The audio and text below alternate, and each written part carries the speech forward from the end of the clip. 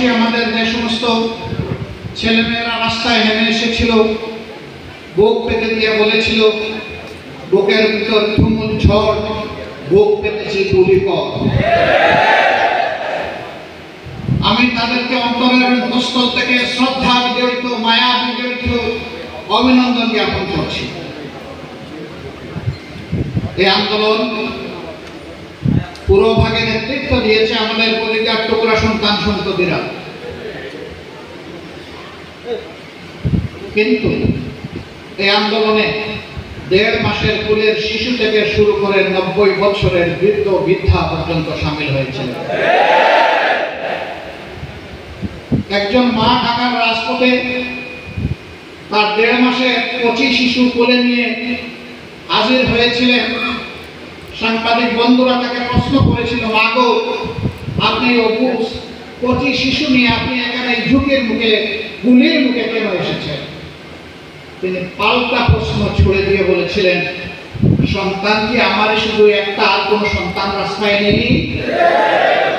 আমি সেই সন্তানদের সাথে একাত্মতা ঘোষণা করতে এসেছি। তিনি বলেছিলেন, আল্লাহ আমাকে একটা সন্তান দান করেছেন, বহু মাকে আল্লাহ 3টা 4টা 2টা সন্তান দান করেছেন। আমার বিশ্বাস আজকে মুক্তি পাগল সেই সমস্ত মায়ের সন্তানেরা রাস্তায় আছে। তাই আমি আমার সন্তানকে এখন থেকে তাদের সাথে বীর হিসাবে গড়ে তোলার জন্য তুলে নিয়ে এসেছি। একজন বৃদ্ধকে প্রশ্ন করা হয়েছিল, আপনি কুড়িয়ে লাঠির উপর ভর করে আপনি ঝুঁকিপূর্ণ মুহূর্তে এসেছেন কেন? তিনি বলেছিলেন, আল্লাহ তাআলা আমাকে অনেক হায়াত দিয়েছেন, জীবনে অনেক কিছু ভোগ করেছি, আল্লাহ দেওয়া শোভা সৌন্দর্য নিয়ামত আমি ভোগ করেছি। কিন্তু যে সন্তানেরা একটা ফুটন্ত কলি হয়ে কেবলমাত্র বুটা থেকে বের হয়ে আসছিল, যারা ধরে গেল জালিমের ভুলেকে, আমি তো আমার জীবনটা তাদের সাথে দিয়ে একজন যুবক হিসেবে আমি আল্লাহর কাছে ফিরে যেতে চাই। এই বিপ্লব, এই গণঅভ্যুত্থান কোন বিশেষ সম্প্রদায়ের নয়, বিশেষ দলের নয়, শুধু ছাত্রছাত্রীদের নয়, ছাত্রছাত্রীদের নেতৃত্বে আপামর জনতা। এই জন্য অভিনন্দন 18 কোটি মানুষ। এই বিপ্লব একদিনে জমে ওঠেনি, এটা ছিল 15.5 বছরের জুলুম, বঞ্চনা, দুর্নীতি, লুটপাট, মানুষের ইজ্জত নিয়ে খেলা, মানুষের জীবন নিয়ে খেলা, এর একটা বিস্ফোরণ।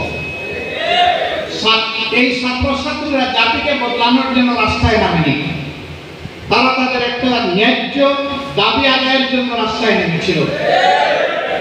তৎকালীন গণবিচ্ছিন্ন প্রধানমন্ত্রী তাদেরকে একটা গালি দিলেন, সেই গালি তাদের রক্তে আগুন ধরিয়ে দিয়েছে। আমি ঢাকার পিলারগুলোতে লেখা দেখেছি লাল অক্ষরে, রক্ত গরম মাথা ঠান্ডা। আলহামদুলিল্লাহ, তারা তারই পরিচয় দিয়েছে। এই আন্দোলন করতে গিয়ে তারা মাথা গরম করে নাই। এই আন্দোলনে যে সমস্ত ক্ষয়ক্ষতি হয়েছে রাষ্ট্রের, এটি রাষ্ট্রের দুশ্মনেরা করেছে। তারা এই আন্দোলনকে ব্যর্থ করতে চেয়েছিল।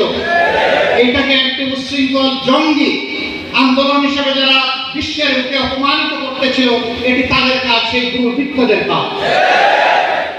আমরা আগেও দাবি জানিয়েছি, এখন দাবি জানাই, জাতিসংঘের সহায়তায় একটা নিউট্রাল থরো ইনকোয়ারি হোক, কারা পারপিট্রেটর, কারা দুষ্কৃতিকারী, কারা অপরাধী বের হয়ে আসুক।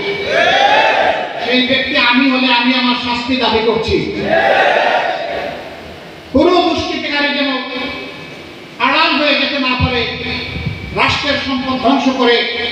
আমরা সেই দাবি আবার জোরালো ভাষায় উত্থাপন করছি। সম্মানিত বন্ধুগণ, বেদনার সাথেই বলতে হয়, এই সরকার ক্ষমতায় এসেছিল 2009 সালের 10 জানুয়ারি। সেই দিন শপথ নিয়েই তারা জাতির বিরুদ্ধে ষড়যন্ত্র শুরু করেছিল। পরবর্তী মাসের 26 এবং 27 তারিখ ঢাকার পিলখানায় তৎকালীন বিডিআর সদর দপ্তরে নারকীয় হত্যাকাণ্ড সংঘটিত হলো। বিডিআরের মহাপরিচালক মেজর জেনারেল শাকিল আহমদ সহ 57 জন চৌকস দেশপ্রেমিক অফিসারকে ষড়যন্ত্র করে হত্যা করা হলো। পরিবারের সদস্যদেরকে নির্যাতন করা হলো, মা বোনদের ইজ্জত লুণ্ঠন করা হলো। ইজ্জত লুণ্ঠনের পর তাদেরকে হত্যা করে ড্রেনের মধ্যে তাদের লাশ ভাসতে দেওয়া হলো।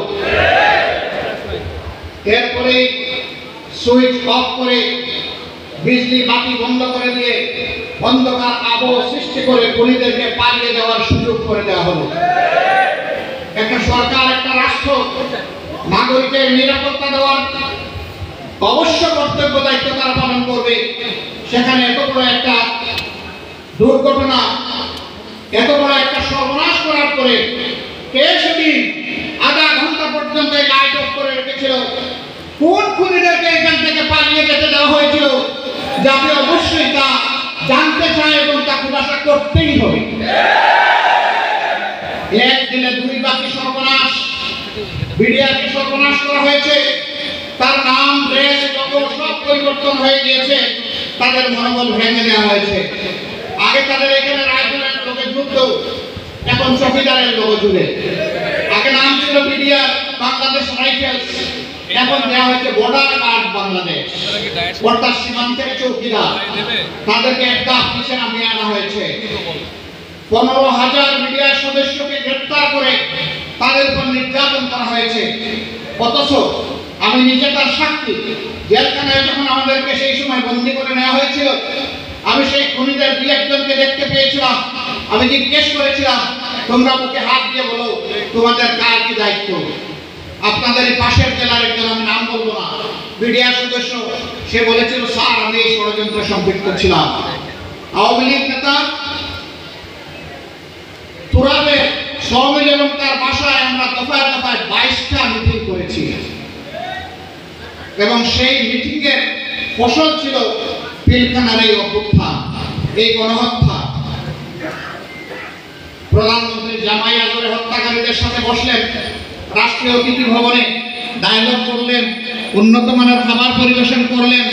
তারপরে যখন জিজ্ঞেস করা হলো যে আপনারা এই খুনিদের সাথে বসলেন কেন এবং কাদের সাথে বসেছিলেন, তিনি জবাব দিলেন, সেই সময় আমি সবকিছু এতটাই আমি সুখে স্তব্ধ ছিলাম যে কারা এসেছে কারা গিয়েছে আমি বলতে পারবো না।